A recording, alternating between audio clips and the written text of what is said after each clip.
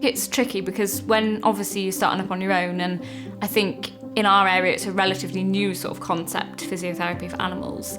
Obviously because I really love what I'm doing, I didn't really see it as much as a business, if that makes sense. I sort of thought, I love the physio, this is what I want to do, and I'm just going to do it.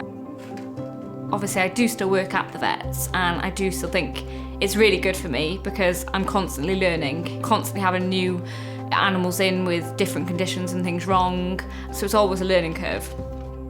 I was nervous going to see my first client because, obviously on your placements you have a qualified physio with you, and obviously then you have got the confidence to say, I think we should do this, this and this, because you've got someone there to say, I agree with you, yeah, I think we should do that. But when you get there and you start just put your hands on the animal, it just kind of all comes to you, and you just sort of know what to do.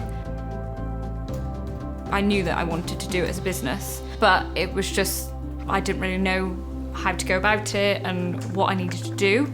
So that was obviously when I contacted the hub manager, and she was brilliant and advised me and talked me through all the things that I needed to do.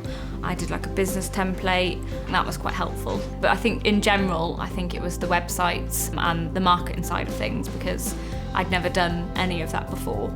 So I had no idea where to start or what to do. And it was quite daunting. I think from there, then I had confidence, and I sort of thought, yeah, I can do this.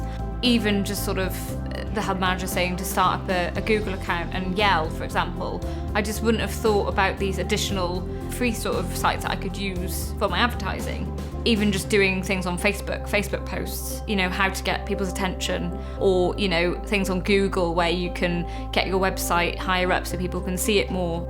I think the exposure really from the hub has really helped because, they've sort of done some things on Facebook and shared some of the new businesses, and it's really helped like-minded entrepreneurs connect.